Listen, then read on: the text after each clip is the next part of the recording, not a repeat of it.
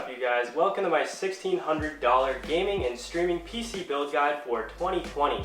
We're going to cover a lot in this video. We're going to go over all the parts for the build. We're going to go over exactly how to build it. Then we're going to go over how to install Windows onto the system, how to install any necessary drivers, and we might even get into some benchmarking and some stream testing. Let's get right into it. Alright guys, so the parts we're going to be using for this build are the Ryzen 7 3700X for the processor. We have a GeForce RTX 2070 Super for the graphics card. Our motherboard is an Asus TUF Gaming X570 Plus, the Wi-Fi edition. We're using a Corsair H100i Platinum SE to cool the Ryzen 7. We have a 750 watt 80 plus gold rated power supply from Thermaltake. For our drives, we have a Samsung 970 EVO M.2 NVMe. And I also have a Western Digital 1 terabyte hard drive that came in a very generic box, gotta love it. Everything is going inside the Corsair 465X iQ case. Alright, we're going to go on to building the system now. The first thing we need to do here is set up our motherboard. So we're going to start with the motherboard. We need the processor that's going in the motherboard. And finally we need the RAM and we need our M.2. Alright you guys, so the first thing we're going to be doing here is installing the CPU into the CPU socket of the motherboard. First thing we're going to want to do is we're going to want to push this little arm here out to the side and flip it up like so. Then we're going to grab our CPU. You always want to handle these from the edges, you guys. Never ever handle it from the bottom, as you don't want to bend the pins. That would be a very bad time. And how you're going to line this up, there's going to be a gold arrow in one corner of the CPU. You're going to want to line that arrow up with the corresponding arrow on your motherboard's socket. In this case, our arrow is in the back left corner, so I'm going to go ahead and I'm going to line that up, and we're just going to gently lower the CPU into place. And then we're going to lower the arm back down like so, and make sure it's clipped back into place where it was. Alright you guys, the next thing we're going to be doing here is we're going to be installing the RAM into the motherboard. We have the Corsair Vengeance Pro RGB. This is a 16 gigabyte kit. The way we're going to install this is we're going to line up the large DIMM and the small DIMM with the large and small DIMM in their respective motherboard slots. We're going to be using channels 2 and 4 as described in the motherboard manual. And what you want to do is you want to pull these tabs back here and then gently lower the RAM into its slot, applying even pressure on both sides of the stick. And press down until it clicks into place and we're good to go. The next thing we're going to be doing here is installing the M.2 SSD into the motherboard. We first need to install a standoff into this screw hole right here. This corresponds with the right size of our M.2. You can see there are other sizes available. And this standoff here comes with the motherboard. The standoff can just be hand tightened. Don't need to crank that in with a screwdriver. Now we are going to install the Samsung 970 EVO. The way you install an M.2 is you want to come in at an angle, line up with the keying on the motherboard, and push in, and then you want to just gently hold the M.2 down while you screw in with the other hand. And don't go too tight on this, guys, just tight enough to hold it down, okay? There we are, installed. Alright, now the motherboard is all set to go in our case. We just need to clip in the I.O. shield before we place it inside. Alright, so the I.O. shield comes with the motherboard and it goes in the back simply by placing it on the inside into where it goes, and then applying pressure to each of the corners one by one so they all snap into place. Next, you guys, we're just going to want to quickly make sure that all 9 standard ATX motherboard standoffs are in the correct space, and it looks like they are. And I just noticed that the I.O. shield was installed backwards, so I'm just going to flip that around real quick. That's my bad. Done. Easy. Remember to hold your motherboard from plastic connectors on the side and maybe the bracket on the bottom, anything but the PCB on the bottom of the board. We're going to come in at an angle, like a 30-degree angle to the I.O. shield. Get everything aligned with its respective port. And once everything's aligned with the port, you can lower the board down onto the standoffs. Perfect, you guys, perfect. Next, you guys, we're just going to want to look through all the standoff holes and make sure that we do see the standoff post underneath it. In this case, I've aligned it correctly. All of them are showing, and you can go over to the back I.O. as well and just make sure that all the ports are in the correct spot. And next we're going to be taking all the screws that came with our case, the motherboard screws that is, and installing them into the standoff posts. Alright guys, make sure when you're screwing these in that you're screwing them in a cross pattern. That means when I'm screwing the bottom right one in, I should then be doing the top left one next. Also keep in mind not to screw these in too tight, okay? Just once they're tightened, just like a 1/16 or an 1/8 of a turn more, just to keep it steady, okay?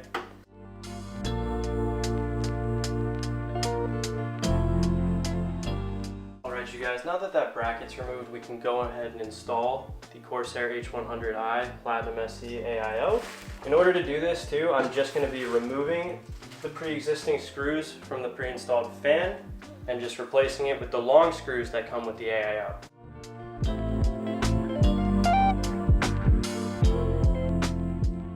Again, you guys, don't forget to be screwing in a crisscross pattern. We don't want to misalign any of the holes on the AIOs. Now that the radiator is installed and secured to the fans in the front of the case, we can move on to installing the AIO pump or blockhead and remove this plastic cover here. Be very careful once you remove this because this unit does have pre-applied thermal paste on it. And it comes with the Intel mounting bracket already on it, so we need to remove that since we're using Ryzen. Just some words of advice, guys. These do come off by pulling them, but they are on really tight, so just be careful when you're pulling not to touch that thermal paste. It's gonna feel like you're gonna break it, but I promise it does pull off like that. All right, now we're ready to install the AMD. There's one, there's two, guys, okay? Next, we need to prepare the block for mounting. And the way we're gonna do this, we have these little key looking screws and these other little thumb screws here. We need to install them into here. All right, and there it is. This is what it should look like before you go ahead and mount it to the CPU. All right, just so you guys can see a little bit closer, what we're gonna do is we're gonna end up screwing those key or like slotted shaped thumb screws into the bars on the AMD stock mounting bracket. This bar right here and this bar right here, the key is going to go around it and hug it. And we're going to tighten the thumb screw from the other side to secure it down.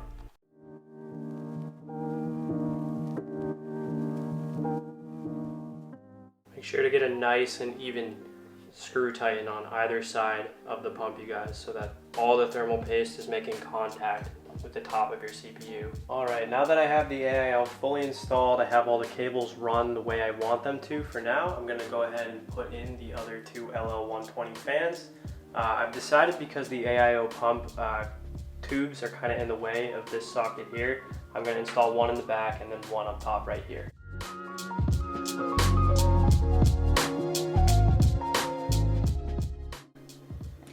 The fans have two connections. They have one, it's a 4-pin fan header connection, and the other one is the RGB connection. The RGB is going to go in the RGB hub that comes with the case in the back, and the 4-pin fan header is going to plug in right here. The other one I'm going to do up top.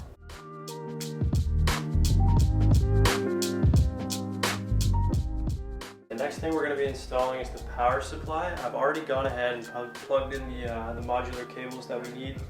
These two go to the 24-pin connector on the motherboard. This goes to our 4+4-pin connector for our CPU. This goes to a PCI, aka our graphics card. And this is a SATA power cable for anything that requires SATA power. It has 3 daisy chain ports off the end of it. So we're going to install the power supply by sliding it into the power supply shroud from the back of the case. We're going fan side down so that we can utilize the dust filter in here as an intake. Luckily our case has enough clearance on the bottom to allow air to flow in. And it's a good thing I pre-wired all this because it is a tight fit. Now we're just going to secure it with the 4 screws that came with the power supply.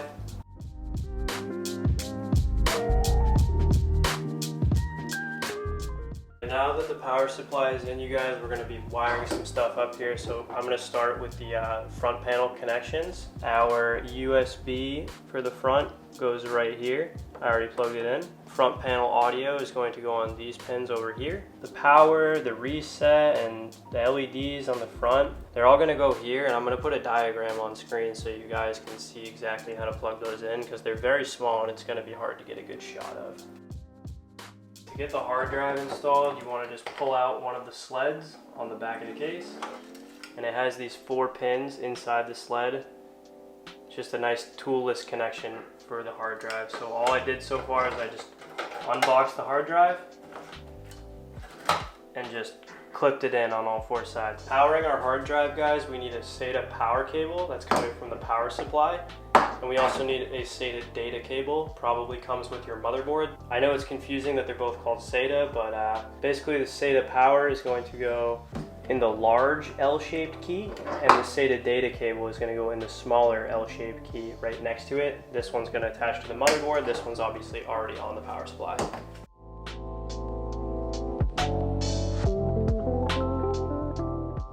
So you guys can see, I plugged in the SATA data cable right here on the motherboard. This is the front panel I/O cables for spacing references. All right, for the rest of the cabling, I mean, the cables that came with our power supply aren't the worst in the world. They're actually not quite bad at all, but I wanted white ones, so I got a sleeve extension kit from Asia Horse. These are all white, and they're gonna be showing up in the front of the case, making the build look a lot nicer. So we're gonna go ahead and wire those up right now. All right, starting with the 24-pin cable, we're plugging it in right here. All right, next I plugged in the two, we have the 8-pin PCIe and the 6-pin PCIe sleeve extension. I just plugged them into the back where I plugged their original cables into the power supply, and then I ran them up through the bottom here. These are gonna both connect to my graphics card once it's installed. And next, guys, I went ahead and I plugged in the 4+4-pin CPU power cable here, and then I routed it up and around the motherboard around the back. That then goes down to the PSU. All right, you guys, it's time for the fun part of the build, graphics card. This 2070 Super from MSI is so beefy that it comes with its own GPU sag bracket. I can't wait to test this thing out. We're gonna start here by removing the second and the third PCIe slot covers from the back of the case. We're gonna pull the pin back on the PCIe slot here. And now I'm going to very gently line up the graphics card with the PCIe slot. Make sure we're right above the holes on the slot covers on the back, and then provide some nice even pressure on either side of the card. And we are good to screw back in.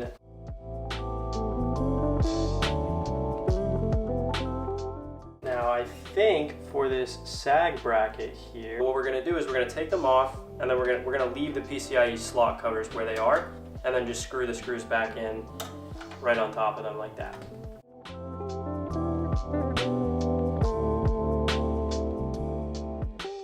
You guys, when you do this, make sure that you slide the sag bracket up as far as it'll go until it's just giving a little bit of resistance against the graphics card, and then screw it down tight. All right, so I just gave these a little bit more slack from the back side. Let's plug them in. 6-pin, our 8-pin. Beautiful. All right, you guys, now that all the parts are in the case and the front generally looks as good as I'd like it to be, I'll go through and wire some stuff later and make it look better. But before we do anything, before we put the panels back on, before we cable manage anything else from this point on, I recommend that you go ahead, you plug in the power supply, and you turn it on. Maybe plug it into your monitor too and go into the BIOS and just make sure everything is running genuinely how you want it to run. There's no point in using a bunch of zip ties and cable ties and everything and getting all the panels put back on if the system isn't working properly. So we're gonna go ahead and do a test boot right now.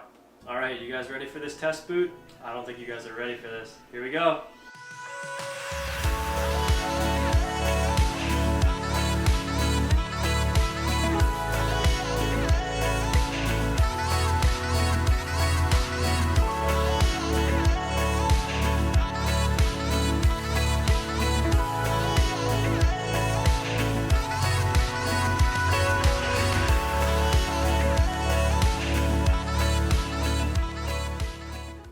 Now that we know the system boots up properly, we can go ahead and we can install the flash drive that we put our Windows install media into the new system. I'm going to plug it into the USB in the top. If you guys don't know how to create one of these, I made a video on how to make it, so check it out.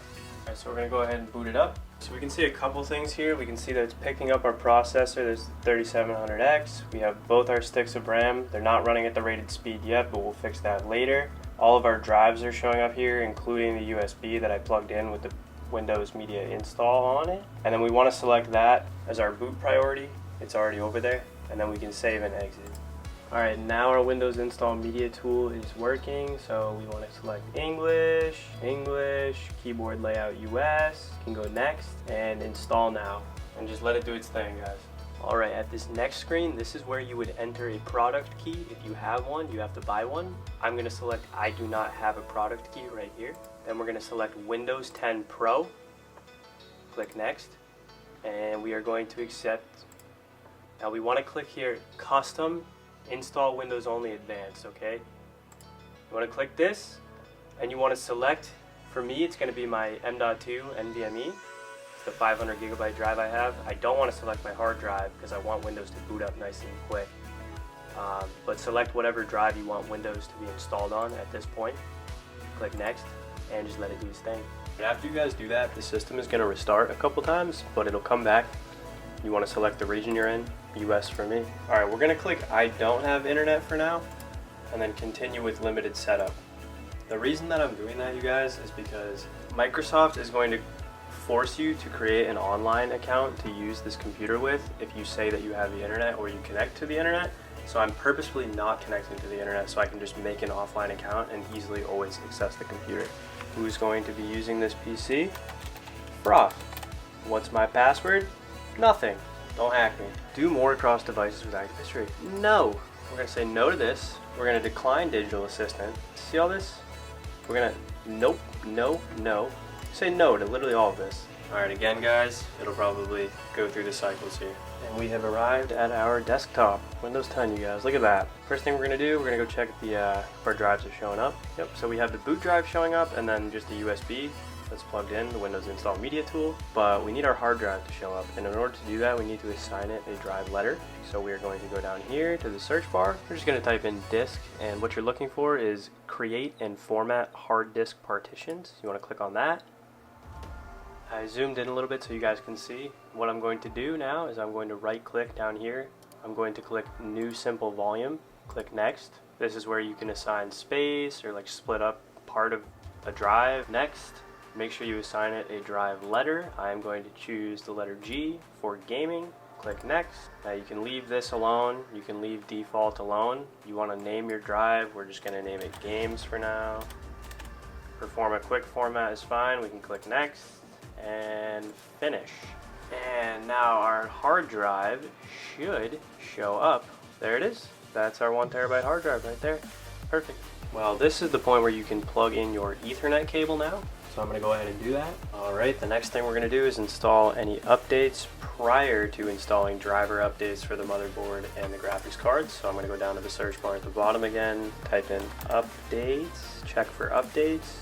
After all the installations and all the restarts, this is what you want to see when you go back into this interface. You want to see you are up to date. Now we're all set to go ahead and install the motherboard drivers, the graphics drivers, and then proceed to install any of our programs. Alright, in order to get the motherboard drivers installed, we're going to navigate to the motherboard's website. In this case, it's Asus. So I went to Asus website, and you have to enter in the actual product that you're using. So I'm using the Tough Gaming X570 plus Wi-Fi board. And then you want to select drivers, and here are all our drivers. So I'm just going to go ahead and show you guys a couple of these, just so you know how to do them. So we're going to do like audio, LAN. So I'm going to click download on the audio driver. Alright, so we got the audio one. Let's download the LAN. And then our board comes with a Wi-Fi adapter, so we'll get the wireless one as well. Now I'm just going to drag these onto my desktop so you guys can visualize them real quick. Alright, they're all in zip folders right now, so we need to extract them. So we're going to click extract all. And just do it like this. Alright, and it's going to create a new folder. It's also going to show up right here. I'm going to place them next to each one respectively. Alright, now that we have them all extracted, we can go into the new folder for each one. We're going to scroll down until we see setup, and then double click to setup and run it. Alright, we're going to select no, I will restart my computer later on this screen because we're going to install all of them first before we restart. So you can click finish.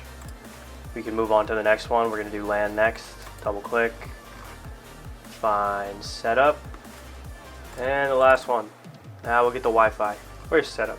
Asus setup. Alright, now we're going to go ahead and we're going to go to NVIDIA's website and download our graphics driver. Download drivers. 2070 Super. Perfect. Now we're going to search for it. And it's going to show us the most up-to-date version of the driver for our card. We're going to click download.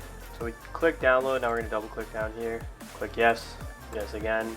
Alright you guys, now that everything boots properly and we have all the drivers, all the graphics, motherboard drivers that we need installed, we got Windows on our system, we can go ahead and we can start installing Steam, we can get our OBS back up, and we can start benchmarking some games with this thing, alright? Let's get right into it. Alright you guys, we're going to start here by playing a little bit of Valorant. Now this is a very highly anticipated game. I expect this game to get a lot of people into PC gaming, so I thought it would be a good one to start with. Obviously it's not a very graphically intensive game, so it doesn't really take a computer like this to play a game like this, but I'm going to see just how high of a frame rate we can get playing this game, because I have a feeling this computer is going to knock it out of the park. So right now it looks like we're getting anywhere between 150 up to 200 FPS in game, which is really good. Super good if you're trying to get into competitive Valorant. Alright, let's see how my team does. Yeah, look at his crosshair. That's a weird one. Oh, here we go, buddy. Get him. Get him. Come on. He's a champion! Our frames are still looking really good, guys. So I would say that you can pretty much expect to be playing this always at over 144 frames per second on a computer like this. Got him. Plant the spike. Got him.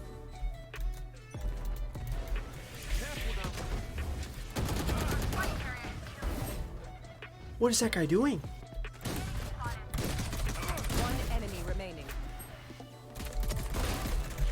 Got him. Pistol hero.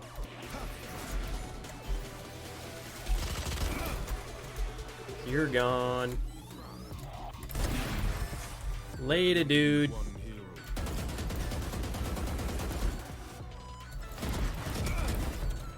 Gotcha. Gotcha. Oh.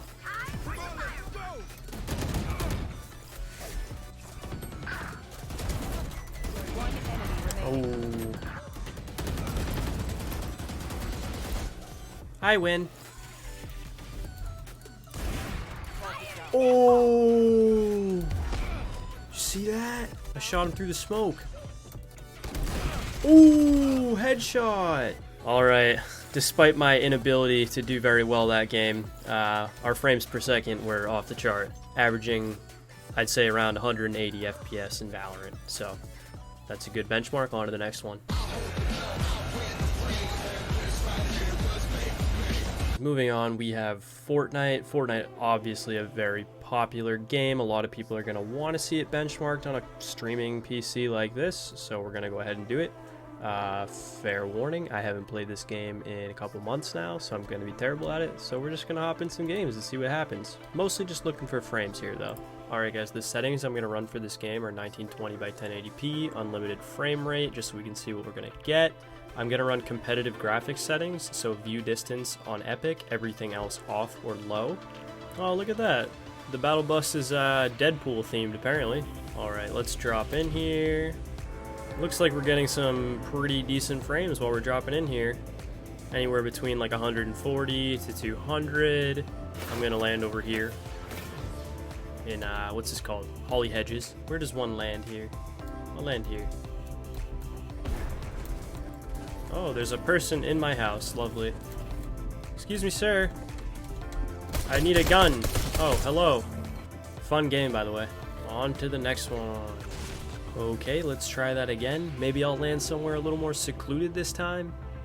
Probably for the better. Getting some really high FPS on this drop here. Do you guys see that? Alright, so it looks like while we're just running around here, we're getting like consistently over 200 FPS, which is really good. More than I was expecting. So I'm gonna gather some materials and try to build something for you guys. See how that goes. Alright, you guys ready? We're gonna try to crank some 90s. We're gonna see if I even remember how to do this properly. Here we go. Not bad for a couple months off, huh? Wow. Not bad on frames either. Let's see if I can edit. Woohoo! Okay. This computer works. Do it again. Not bad at all. Not bad at all. Oh, that is very dumb.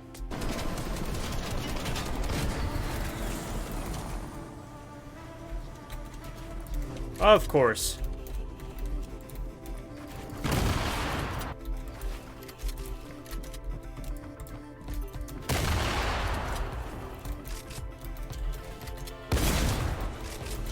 Oh, he's better. He's just better, that's all. I think everyone I run into is going to be better than me at this game, at this point, so bear with me. Okay, we're going hot drop this game. Going to the farm. Wish me luck. Edit. Do it, man.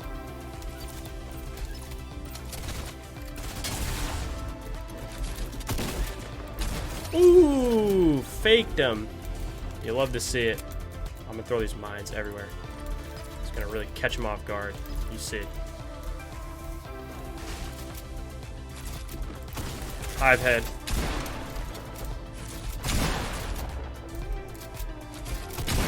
Wow. He's just better.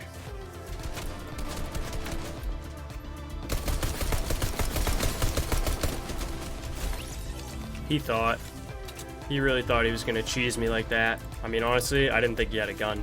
I don't know where he got that. Curious as to what this gigantic XP token does. So here we go. Whoa. Whoa. It's like Mario. What does this game become?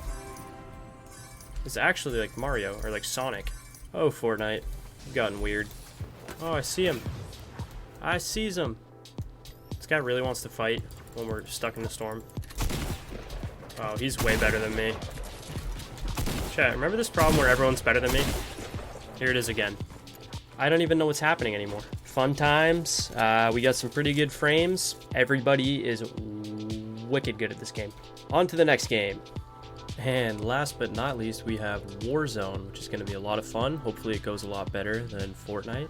On a positive note, we got really good frames out of Fortnite, which I can't complain about. You know, the system works really well. GG's only. All right, let's queue up. Here are the settings that I'm running for the game. We have render resolution on 100. Pretty much everything is on high, it looks like.